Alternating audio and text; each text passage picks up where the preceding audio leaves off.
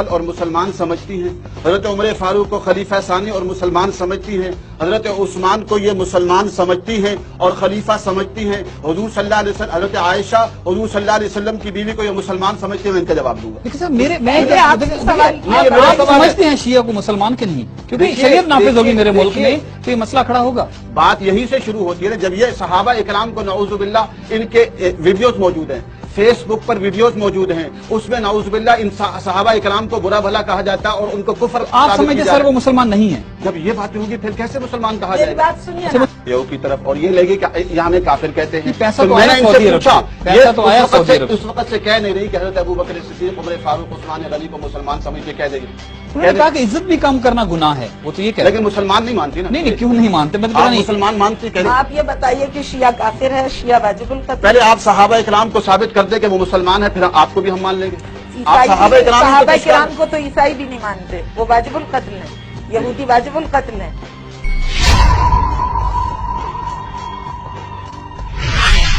دیکھیں اب دیکھیں انہوں نے کہہ دیا صحابہ اکرام کو نہیں مانتے. جب صحابہ اکرام کو یہ نہیں مانتے تو ہم ان کو کیسے مان لیں؟ مطلب سے دونوں آپ آگے چلتے ہیں، آپ کہہ رہے ہیں کہ صحابہ اکرام کو یہ نہیں مانتے، شیعہ نہیں مانتا تو ہم ان کو کیسے مانتے؟ تو وہ مسلمان نہیں ہے. نہیں تو زندگی کا حق چھینتے ہیں. اگر نہیں مانتے بالفرض تو آپ ان کو مارنا چاہتے ہیں، آپ ان کے قتل کے فتوے دیتے ہیں.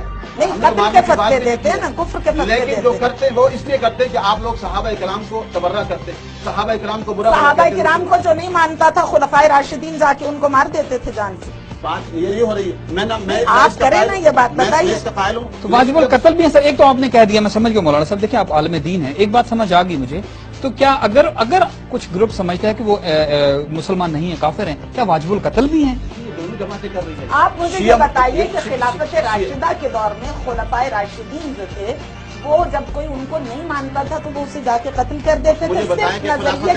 خلفائے راشدین کے دور میں کون تھا جو ان کو مسلمان نہیں مانتا تھا؟ بتائیں کون تھے، بتائیں ان کے نام لیں. بہت سے لوگ ہوں گے جو انہیں نہیں مانتے تھے. بتائیں کون تھے ایسے جو ابوبکر صدیق عمر فاروق عثمان غنی کو مسلمان نہیں مانتے تھے؟ بتائیں. لوگ آ کے گالیاں دیتے تھے. خود گالی اور چیز ہے. اسلام کی بارگاہ میں آ کے لوگ اتنی گستاخی کرتے تھے، کچرا پھینک دیتے تھے حضور پہ.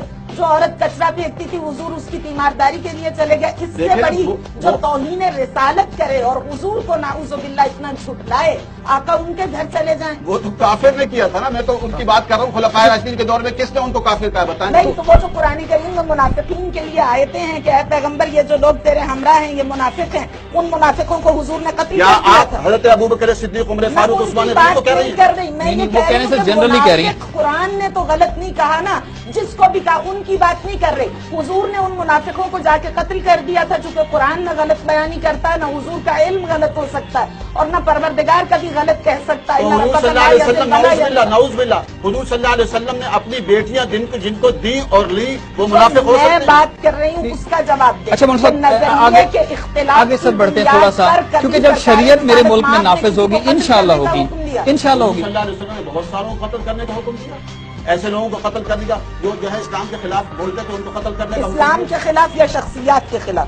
آپ صلی اللہ علیہ وسلم پہلے آپ یہ طے کریں کہ اہل تشیع اسلام کے خلاف ہے یا شخصیات؟ میں نہیں چاہتا محترمہ کہ اس موضوع کو چھیڑا جائے. یہ چھیڑا آپ نے ہے، اس سے نہ چھیڑے تو مناسب ہے. میں نے تو شخصیات کے نام ہی نہیں لیے، آپ نام لے رہے ہیں.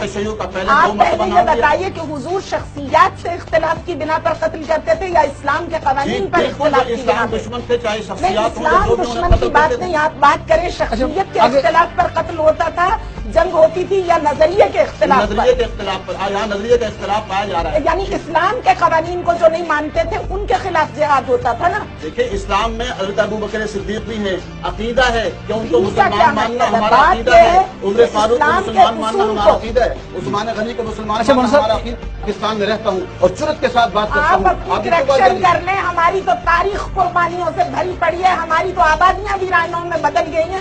آپ ہمیں بتائیں گے شہادت تو ہمارا ورثہ ہے. میں شہادت سے ڈر کے ہمارا ورثہ ہے. وہ جو آپ کے پالے ہوئے اغوا کی دھمکیاں دیتے ہیں اور ایک نازیبہ زبان ایک خاتون کے لیے استعمال کرتے ہیں کہ ہم یہ کریں گے اور یہ کریں گے، اس کی وجہ سے جا رہی ہوں.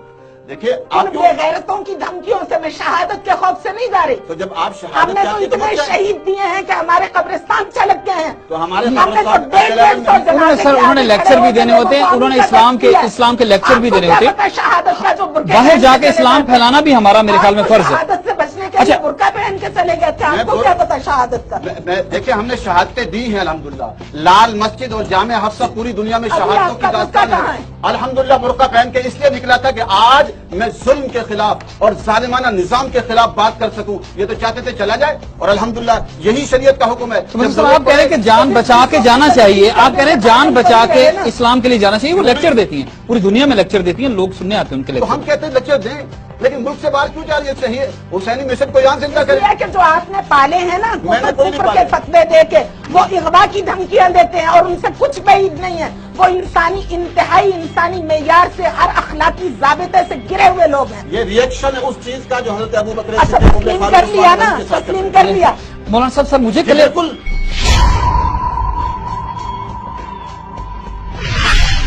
जब आप उनको नऊजुबिल्लाह जो है मुसलमान नहीं कहते काफिर कहते उसका रिएक्शन लोग करेंगे। आप फतवा देते हैं ना कि इनकी नामूस हम पे मैंने हलाल फतवा है। नहीं दिया, लेकिन मैं कहता हूँ ये रिएक्शन है। आप उन खतों में ये लिखा हुआ है खुतूत में, जो अलर्ट्स आते हैं हमें कि इनकी नामूस हम पे हलाल है।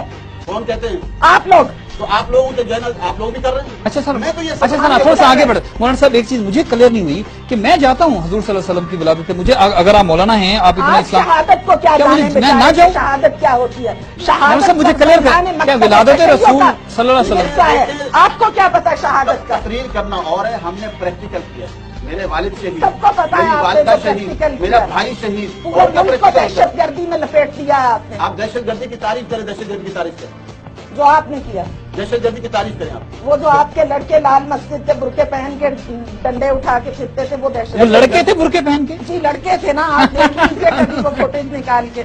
देखिए कहना मौलाना साहब ऐसा है क्या? जी दहशतगर्दी देख की लीजिएगा, तारीफ है। ये तो चाइनीज को उठा के लाए। 6 फुट के लड़के थे सारे, एक ही तरह की हाइट उनकी, और बाद में हमारी इन्होंने मफकूरात बुर्का भी 6 पहन फुट की हैं। के, इन्होंने बुर्का पहन के साबित भी कर दिया। अच्छा सर, अच्छा मैंने थोड़ा सा आगे मैं दो बुर्का चीजें पहन के साबित कर दिया कि इन्हें पहले बुर्का पहनने की बहुत अच्छी तरह से प्रैक्टिस थी। तो शरीयत का हुक्म है कि जब अगर आपके हालात ऐसे हैं। अच्छा आप तो तकिया कर लें तो अहले तशय्युअ को आप मैंने- काफिर करार दे दें।